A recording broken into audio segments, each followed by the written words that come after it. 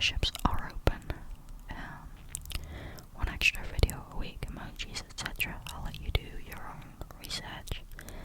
And I do accept custom videos on Fiverr. The links to these are in the description of my videos and on the channel description if you're interested. But there's no pressure, it's just for people who want that extra content. But yeah, let's just get into today's story. This one is by The Eagle Strikes, and it was awarded Best Single Part Story of 2023, which is very cool, and I think it deserves it because, like I said, I've heard this story before and I think it was really good. It is titled, "For 13 years I've regularly checked the satellite images of a disturbing house on Google Maps. I won't tell you where to look unless you want something terrifying to look back at you. When I first spotted the house in 2012, however, it wasn't disturbing. It was curious. Like me. I don't remember why I was absent-mindedly scrolling across that British village, sparsely populated and near nondescript. What I do remember is the reason I stopped on a particular garden behind a detached house, which stood adjacent to a few vast acres of farmland. A long, T-shaped shadow was painting the lawn. It looked in my eyes like an oversized scarecrow. For the sake of visibility, most satellite images are snapped when the sun is at its highest, meaning shadows are at their shortest. You'll rarely see people walking out and about, and even if you do, their shades won't give them away. It couldn't have been a person standing with arms outstretched. Then again, something about my scarecrow hypothesis didn't sit well either. In any case, I was a teenager at the time, and my interests were fickle. I forgot about the whole thing for years, but in 2016, my friend and I were talking about the many unanswered internet mysteries floating around. And I recalled that very personal mystery of my own from 4 years later. I showed my friend the house on Google Maps, and it was even curiouser than the first time. In any case, there were 2 T-shaped shades. The original was as long as ever, and the new one was half the height of the first. Very odd shadows, Oliver admitted, and it's just a residential house, and it's just a residential house, not a part of the nearby farmland, so why would the homeowner need scarecrows? I don't remember how I responded. The conversation took a detour into something else, thanks to the liquor incapacitating my thought processes. It wasn't until 2019 that my friend brought up the intriguing house again, so we googled it once more, and again. The garden had changed. The second shadow had grown to the height of the first shadow. Something about the oddness of it all left me for the first time in 7 years. Quite afraid. I saw in his wide eyes that Oliver felt the same. He quickly played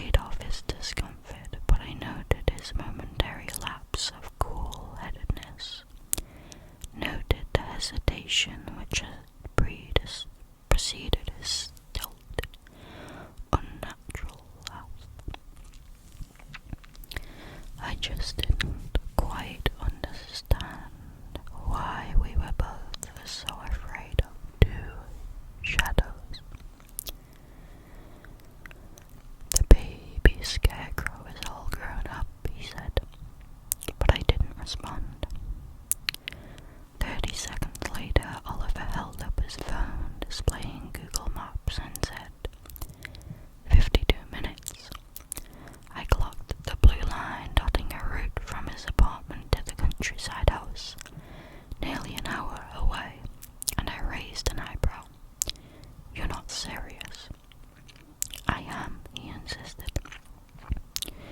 We've been talking about this house for years. Don't you want to know what's in that back garden?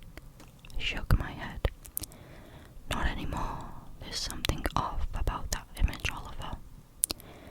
He groaned. Oh, come on, Jamie. I know it's left an unscratched itch in your brain. I know you. We are not going to drive across the country to spy on somebody's garden, I said. Well, I am, and I'd love your company, Oliver replied, shrugging. There's only so much a bird's eye view reveals, and street view won't let us peek over those obnoxiously tall hedges. We need to see the place in person. I feel as though I may have stepped out of my body for an hour or so. Let someone else take the reins. For I only realized that I'd been coaxed into accompanying my friend as his car rolled to a stop outside that famous house from Google Maps.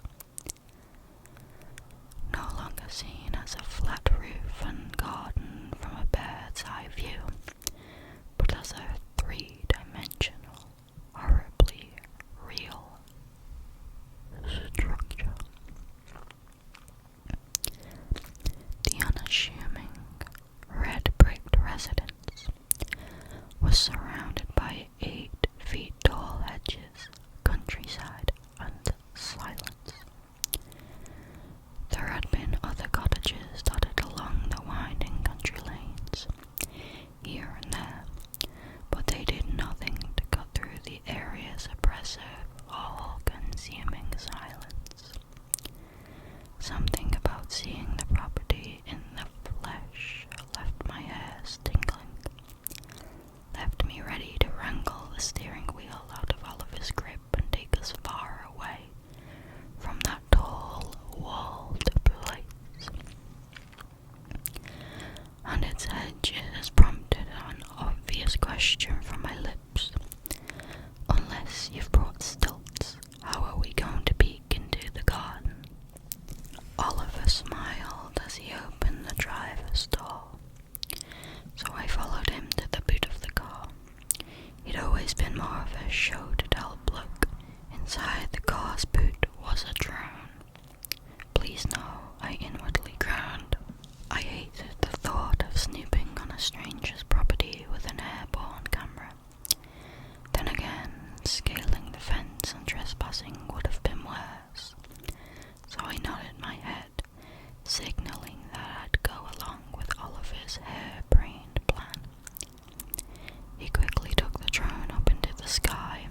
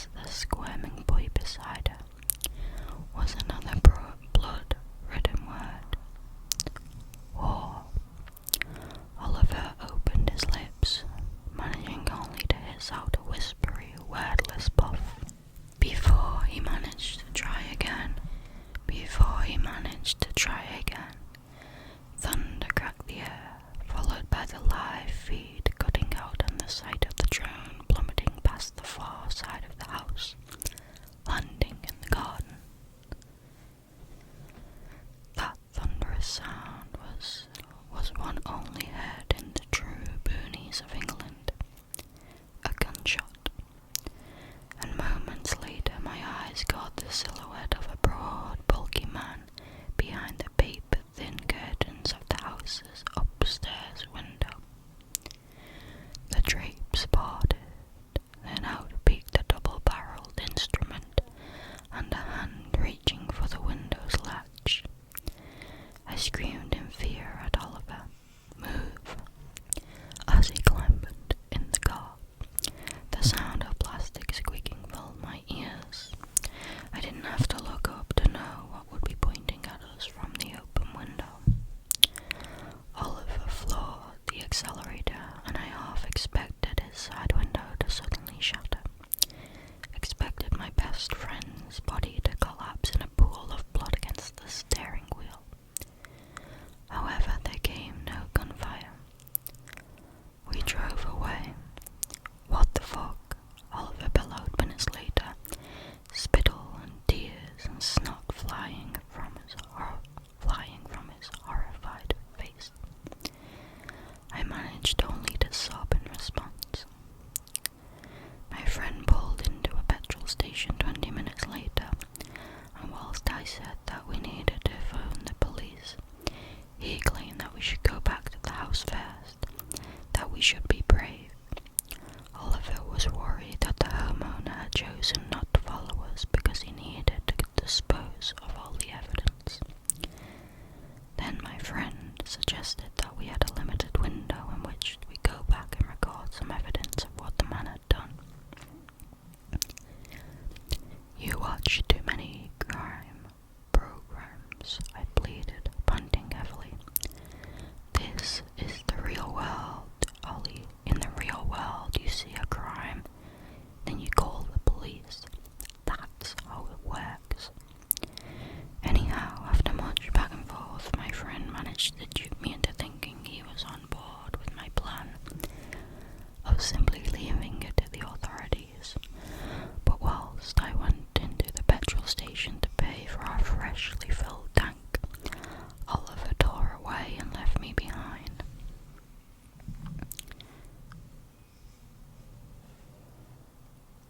I tried to call him numerous times over the following hour or so. Nothing. So I rang the police and told them what had happened. To give credit where it's due, the authorities took my claim seriously and searched the homeowner's property. However, as Oliver had feared, the responding officers found nothing in the stranger's garden. No crucified, straw-stuffed victims. No carcass of a drone, no shotgun shell. Nothing to validate my tale. The homeowner, a man named Mr. Tomlinson, told the police that he had seen neither a drone nor two men outside his property. I showed the police the satellite image on Google Maps, and Mr. Tomlinson simply laughed. He said that the image was at least a year out of date, that he'd gotten rid of those statues months earlier. Yes, statues. Apparently this was a sufficient explanation for the police officers. Obviously, there were plenty of ways to corroborate my story. The police checked the surveillance footage at the petrol station, saw Oliver and I standing by the pumps, then saw him drive away whilst I was in the shop. "See," I protested. "We weren't saying you were lying, Jamie," one police officer insisted. "We simply need evidence." I pointed at the screen. "There's your evidence. We drove out here together and now he's gone. Look, this was only a few hours ago. The two of you were clearly arguing. It seems like your friend just needs to cool off," one of the officers suggested. They promised to look into Oliver's disappearance once the appropriate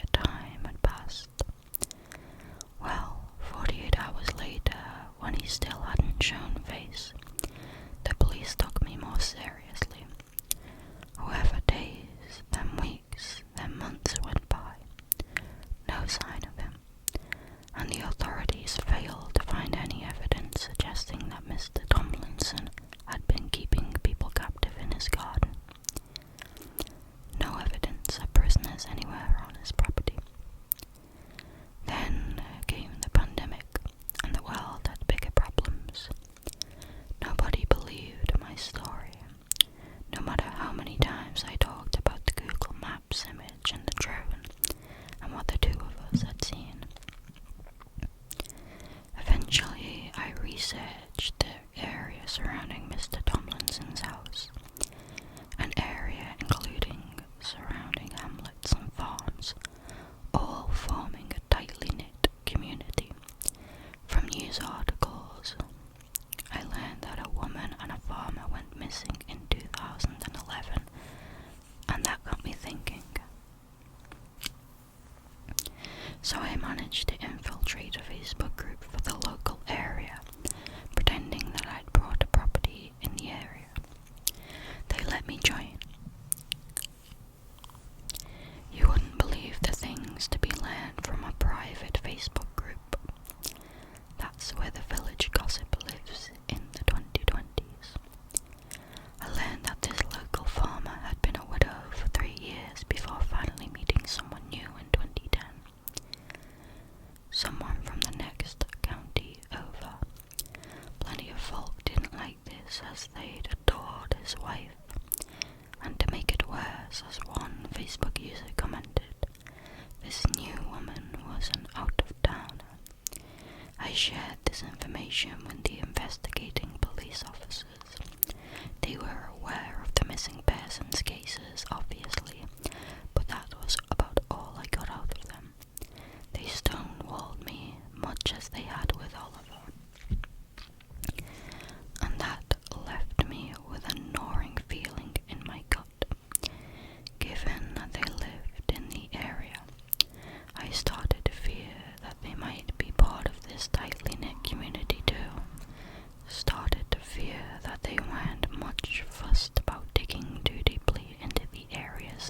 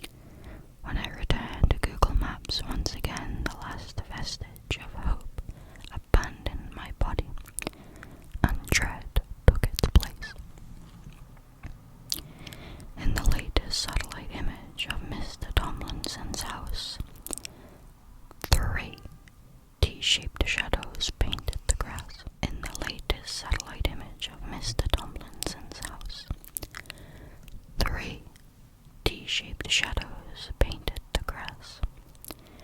I know who the third must be, but I'm still, 2 years later, too frightened to return and see for myself. Too frightened that I'll become the 4th shadow in the garden, more straw than man. And that is the end of tonight's story.